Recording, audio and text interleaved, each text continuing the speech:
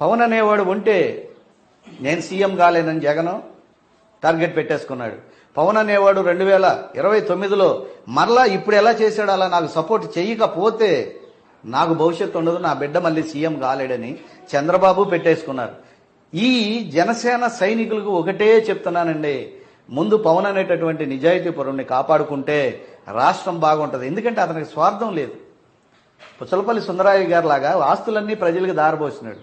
ఒక మేఘాలయ ముఖ్యమంత్రి సర్కార్ లాగా 12,000 జీతం తీసుకుని ఆయన పనిచేస్తున్నాడు. చేశాడు. 4 పర్యాయాలు ముఖ్యమంత్రిగా ఉండి కూడా రూపాయి ఆశించాల. ఇవాళ అలాగే పవన్ కళ్యాణ్ ఏమైపోతాడు, ఆ సినిమాలు కూడా వద్దంటున్నాడు.